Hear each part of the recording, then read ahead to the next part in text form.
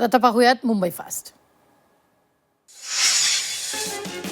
मुख्यमंत्री देवेंद्र फडणवीस यांनी पंतप्रधान मोदींची भेट घेतली. राज्यातील विविध विषयांवर यावेळी दोन्ही नेत्यांमध्ये चर्चा झाली. तर राज्यातील विकास प्रकल्पांच्या स्थितीबाबत फडणवीसांनी मोदींना माहिती दिली. तसंच या प्रकल्पांसाठी केंद्राकडून सहकार्यही मागण्यात आलं. मी दिल्लीत असलो तरी चर्चा आणि मुंबईत असलो तरी चर्चा असते असं म्हणत मुख्यमंत्री फडणवीस यांनी दिल्लीत जाण्याच्या चर्चांवर उत्तर दिलंय. मी महाराष्ट्रातच असून जनतेनं आणि पंतप्रधान मोदींनी माझ्यावर महाराष्ट्राची जबाबदारी दिल्याचं फडणवीसांनी म्हटलं. ज्या जिल्ह्यात जास्त बलिदान मिळतो तिथे पालकमंत्री पदासाठी चुरस असते अशी टीका संजय राऊतांनी केली. तर आतापर्यंत रायगडच्या पालकमंत्री पदासाठी मारामारी सुरू होती असं सुद्धा राऊत म्हणाले. दरम्यान आज रायगडच्या जनतेला न्याय मिळावा अशी प्रतिक्रिया महेंद्र दळवी यांनी दिली. राऊतांच्या जिभेला हाड नाही असं म्हणत गिरीश महाजनांनी टीका केली. ठाकरेंच्या शिवसेनेकडे आमदार खासदार राहिले नाहीयेत. बीएमसीतील ठाकरेंचे नगरसेवक सुद्धा जाण्याची तयारीत असल्याचं महाजन म्हणाले. त्यामुळे राऊतांनी एखादी पालिका निवडून आणून दाखवावी असं आव्हान महाजनांनी केलं. नवी मुंबईतील घणसोलीमध्ये सिम्प्लेक्स सोसायटीच्या क्लस्टर पुनर्विकास प्रकल्पावरून शिवसेना आणि भाजपमध्ये संघर्ष पेटला. भाजपनं सिम्प्लेक्स क्लस्टर योजनेबाबत पुनर्विचार करणारा ठराव महासभेत मंजूर केला. तर शिवसेना मात्र सिम्प्लेक्समध्ये क्लस्टरच्या माध्यमातून पुनर्विकास प्रकल्प राबवण्यावर ठाम आहे. पंतप्रधान नरेंद्र मोदींच्या अलीकडील दिमागी नक्षल वक्तव्यावरून निर्माण झालेल्या राजकीय गदारोळात सोशल मीडियावर एक नवीन मोहीम सुरू झाली. अलीकडील कॉक्रोच जनता पार्टीप्रमाणेच दिमागी नक्षल जनता पार्टी नावाने एक नवीन अकाउंट समोर आले. पक्षाच्या इंस्टाग्रामवर लाखो फॉलोअर्स निर्माण झालेले आहेत.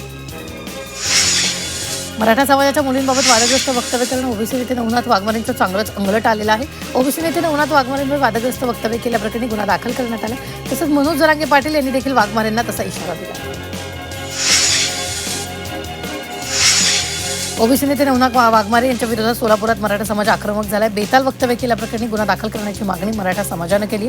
मराठा समाजाचे कार्यकर्ते तालुका पोलीस ठाण्यात दाखल झाले. मात्र पोलीस गुन्हा दाखल करून घेत नसल्यानं मराठा समाजानं आंदोलनाचा इशारा दिला. मराठा समाजाच्या मुलींबाबत केलेल्या वक्तव्याचं नवनाथ वाघमारेंनी स्पष्टीकरण दिले. लेखी बाळींविषयी बोलण्याच्या ओघात बोलून गेलो त्याबद्दल खेद व्यक्त करतो असं वाघमारेंनी म्हटलं. तर ओबीसीनं शिवीगाळ करणारे जरांगे कधी माफी मागणार असा सवाल वाघमारेंनी केला. मिसिंग लिंक राज्य सरकारनं तयार केला त्यावर दरड कोसळली तरी देखील माझ्यावर सोशल मीडियावरून टीका करण्यात आली अशी प्रतिक्रिया केंद्रीय मंत्री नितीन गडकरींनी दिली. 27 वर्षापूर्वी आपण मुंबई पुणे महामार्ग तयार केला मात्र या मार्गावर अजूनही खड्डे नाहीत असा दावा त्यांनी केलेला आहे. यूजीसी नेट चाचणीच्या 3 विषयांची फेरपरीक्षा घेण्याची घोषणा नॅशनल टेस्टिंग एजन्सीनं केली. नीटनंतर एनटीएवर यंदाच्या वर्षी दुसऱ्यांदा ही नामुष्की ओढवली. या प्रकरणी लोकसभेचे विरोधी पक्षनेते राहुल गांधी यांनी संताप व्यक्त केला. तसंच पंतप्रधान नरेंद्र मोदींवर जोरदार टीका सुद्धा केली. झी 24 तासात झेन अल्फा रिपोर्टर्सनं आता मनसे अध्यक्ष राज ठाकरेंची भेट घेतली. झेन अल्फा रिपोर्टर शिवतीर्थवर दाखल होत राज यांच्याशी त्यांनी संवाद साधला. कर्जतच्या कोंडिवडे गावातल्या व्हायरल गर्ल्सनं राज ठाकरेंनी भेट घेऊन खड्ड्याचं वास्तव सांगितलं. छत्रीला माईक लावून मिश्किल शैलीत विद्यार्थिनींनी रिपोर्टिंग केलेलं आहे. आता इंटरव्ह्यू बस करा अभ्यास करा असा सल्ला मनसे अध्यक्ष राज ठाकरेंनी झी 24 तासच्या झेन अल्फा रिपोर्टर्सना दिला. यावेळी राज ठाकरेंनी मुलींनी केलेल्या रिपोर्टिंगचं कौतुकही केलं. त्यांच्या गावातल्या स्थितीची आणि रस्त्यांच्या स्थितीची चौकशी केली. राष्ट्रवादी शरदचंद्र पवार पक्षाच्या बैठकीला जयंत पाटील गैरहजर होते. त्यामुळे महत्त्वाच्या बैठकीला जयंत पाटलांची दांडी का अशी चर्चा सुरू झाली आहे. पक्षाचे सर्वेसर्वा शरद पवार नेत्या सुप्रिया सुळे प्रदेशाध्यक्ष शशिकांत शिंदे आमदार रोहित पवार यांच्यासह अनेक पदाधिकारी बैठकीला उपस्थित होते.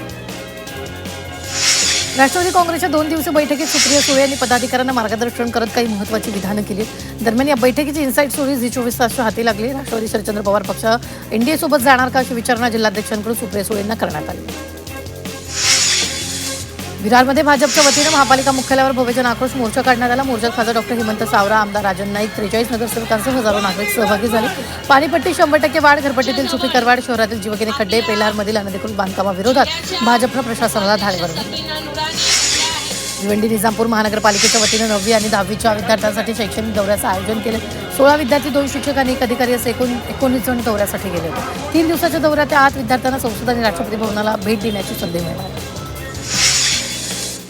मराठीत न बोलणाऱ्या रिक्षा टॅक्सी चालकांवर आजपासून कारवाई होणार आहे. आरटीकडून नियमांची कडक अंमलबजावणी केली जाणार आहे. त्यामुळे अमराठी रिक्षा टॅक्सी चालकांना मराठी भाषा बोलता येणं आता अनिवार्य आहे. मराठी न बोलण्यास परवाना मिळणार नाही या भूमिकेवर परिवहन मंत्री प्रताप सरनाईक ठाम आहेत. रेल्वे विभागात 3,993 जागांची मेगा भरती. रेल्वे बोर्डात ज्युनियर इंजिनिअरिंग आणि डेपो मटेरियल सुपरिटेंडेंटसह एकूण 3,993 पदांची भरती सुरू करण्यात आली. अर्ज करण्याची अखेरची तारीख 13 सप्टेंबर 2026 पर्यंत. या भरतीसंबंधी सविस्तर माहिती www.rrb.apply.gov.in या अधिकृत वेबसाईटवर देण्यात आली. राज्यात सार्वजनिक आरोग्य व्यवस्था मजबूत करण्यासाठी 1440 डॉक्टरांची लवकरच नियुक्ती करण्यात येणार आहे. तसंच आणखी 600 डॉक्टरांच्या भरतीसाठी जाहिरात काढण्यात येत असून सुमारे 250 दंतचिकित्सकही आरोग्य सेवेत दाखल होणार आहेत. आरोग्यमंत्री प्रकाश आंबेडकर यांनी ही माहिती दिली आहे. मुंबई मेट्रो वनच्या प्रवाशांना आता व्हॉट्सअपद्वारे ट्रिप पास आणि स्टोअर व्हॅल्यू पास खरेदी करता येणार. डिजिटल पास गुगल वॉलेट आणि ॲपल वॉलेटमध्ये सुद्धा जोडता येईल. त्यामुळे प्रवाशांना तिकीट खिडकीवरील रांगेत उभं राहण्याची गरज राहणार नाही. एफडी आयुक्त तुकाराम मुंढे यांच्या दणक्यानंतर मंत्रालयातील कॅन्टीनचे अद्ययावतीकरण करण्याची तयारी सुरू झाली. त्यासाठी राज्य शासनानं 3,01,71,000 निधी मंजूर केला. त्या संदर्भातील शासन निर्णय सामान्य प्रशासन विभागानं जारी केला. मुंबईत गणेश मंडपासाठी रस्ता किंवा पदपथ खोदल्यास प्रति खड्ड्यात 2,000 रुपये दंड आकारला जाणार आहे. मंडळांना पालिका पोलीस आणि वाहतूक पोलिसांची परवानगी ऑनलाईन एक खिडकी प्रणालीद्वारे मिळणार असून यंदा अनामत रक्कम 100 रुपये ठेवण्यात आली आहे. खड्डेविरहित मंडप उभारण्याचं आवाहन पालिकेनं केलं. मुंबई पालिकेचं पाणी बिल वेळेत न भरल्यानं रेल्वेला 53.20 कोटींचा अतिरिक्त भूर्दंड बसला. त्याच्या रेल्वे अहवालात मुंबईशी संबंधित गंभीर निरीक्षण करण्यात आलं. पाणी पुरवठ्याची बिलं वेळेवर न भरल्यानं रेल्वेला आर्थिक फटका बसला. विलंबामुळे आकारण्यात आलेल्या अतिरिक्त शुल्कामुळे 53.20 कोटींचा खर्च रेल्वेचा होणार आहे.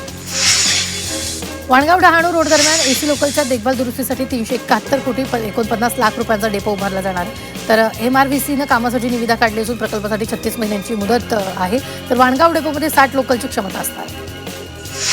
गौरी गणपतीसाठी कोकणात जाणाऱ्या गणेश भक्तांनी एसटीच्या जादा गाड्यांना मोठा प्रतिसाद दिला. मुंबई विभागातील 220 गाड्यांचं बुकिंग फुल झालं असून तांत्रिक समस्येमुळे ग्रुप बुकिंग अद्याप सुरू झालेलं नाही. यंदा मुंबई, ठाणे आणि पालघरमधून कोकणासाठी 5,220 जादा गाड्या सोडण्यात येणार. ठाण्यातील ग्रामदैवत कोपिनेश्वर मंदिरात भाविकांची मोठी गर्दी झाली. दर्शनासाठी रांगा लागल्या असून मंदिर परिसरात भक्तिमय वातावरण आहे. भाविकांच्या सोयीसाठी मंदिर प्रशासनानं विविध व्यवस्था केल्या आहेत. अंबरनाथच्या प्राचीन शिव मंदिरात पहिल्या श्रावणी सोमवारी भाविकांची मोठी गर्दी झाली. भोलेनाथाच्या दर्शनासाठी पहाटेपासून रांगा लागल्या असून ही रांग उल्हासनगरच्या कैलास कॉलनीपर्यंत पोहोचलेली आहे. भाविकांच्या सुरक्षेसाठी पोलिसांचा मोठा बंदोबस्त तैनात करण्यात आला. नवी मुंबई श्रावणी सोमवारनिमित्त भव्य कावड पदयात्रेचं आयोजन करण्यात आले. यात्रेत मोठ्या संख्येनं भाविकांनी सहभाग घेऊन वाशी येथील शिवमंदिरात जलाभिषेक केला. दहीहंडी उत्सवाला युनेस्कोचं जागतिक वारसा यादीत स्थान मिळवून देण्यासाठी सरकार प्रयत्न करणार असल्याची घोषणा सांस्कृतिक मंत्री आशिष शेलार यांनी केली. तसंच मुंबईतील गोविंदांना स्पेनमध्ये पाठवण्याची योजना असल्याचंही आशिष शेलार यांनी सांगितलं. दहीहंडी उत्सवात गोविंदांना इजा झाल्यास त्यांच्या उपचाराचा खर्च आणि भरपाई आयोजकांनी द्यावी अशी मागणी करण्यात आली. उच्च मानवी मनोऱ्यांमुळे धोका वाढत असल्यानं गोविंदांच्या सुरक्षेला प्राधान्य देण्याची गरज आहे. बक्षिसांऐवजी प्रशिक्षण, सुरक्षा साधनं आणि विम्यासाठी निधी द्यावा अशी अपेक्षा व्यक्त करण्यात येते.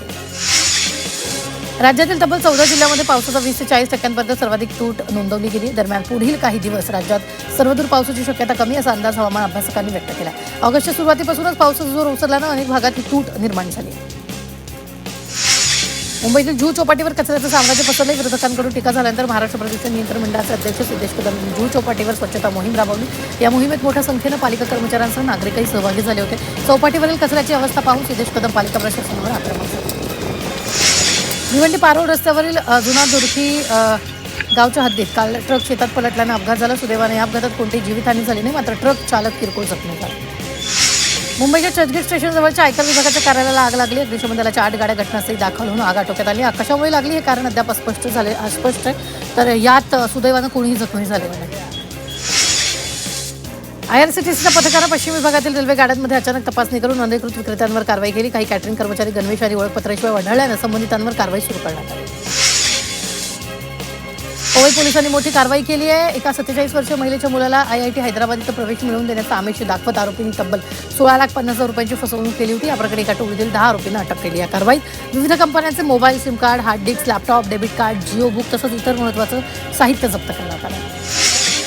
महावितरणाच्या धडक मोहिमेत राज्यभरात 19,599 वीज चोऱ्या उघडकीस आलेल्या आहेत. यातील 15,965 प्रकरणात 30,36,00,000 रुपयांची वीज चोरी आढळली. जुलैमध्ये सर्वाधिक 11,032 वीज चोऱ्या पकडण्यात आल्या. मुंबईच्या जोगेश्वरीत एका व्यक्तीवर ब्लेडनं वार करण्यात आले. तर संतोष मंडल या व्यक्तीच्या तक्रारीनंतर 26 वर्षीय आरोपीला पोलिसांनी अटक केली. 2 जणांमध्ये भांडण सुरू असताना हा प्रकार घडला. 40 वर्षीय विमल यांच्यावर ब्लेडनं वार करण्यात आले. त्यांच्या रुग्णालयात उपचार सुरू असून वादाचं कारण अजून समजू शकलेलं नाही. पोलिसांकडून तपास सुरू करण्यात आला. राज्यातील शाळांमध्ये जेवण बनवणाऱ्या संस्थांना FFSAI नोंदणी आवश्यक आहे. विद्यार्थ्यांना पोषण आहार देणाऱ्या संस्थांना नोंदणी प्रमाणपत्र सक्तीचं करण्यात आलं. त्याचबरोबर नोंदणी परवान्याची खात्री करण्याची जबाबदारी शाळा व्यवस्थापनावर असणार आहे. दरम्यान अन्न सुरक्षा मानकं 2020 ची अंमलबजावणी काटेकोरपणे करण्याचे आदेश शिक्षण विभागानं दिले. दहिसर येथील मानव कल्याण शिवशक्ती परिसरातील केकच्या दुकानातून खरेदी केलेल्या केकमध्ये चंक जिवंत कीटक आढळली आहेत. या घटनेमुळे बेकरी पदार्थाची स्वच्छता आणि खाद्य सुरक्षेचा गंभीर प्रश्न उपस्थित झाला. ग्राहकानं केक खरेदी केल्यानंतर त्यामध्ये जिवंत कीटक आढळले आणि या प्रकरणानंतर संबंधित ग्राहकानं दहिसर पोलिसांकडे तक्रार दाखल केली. बदलापुरात अशुद्ध पाण्याची विक्री होत असल्याचा आरोप करण्यात आला. एका दुकानात ग्राहकानं स्थानिक ब्रेडची सीलबंद पाण्याची बाटली विकत घेतली, तर अर्धी बाटली पाणी प्यायल्यानंतर पाण्याच्या बाटलीत घाण आढळून आली. विशेष म्हणजे या पाणी बॉटलवर एक्सपायरी डेट सुद्धा नव्हती.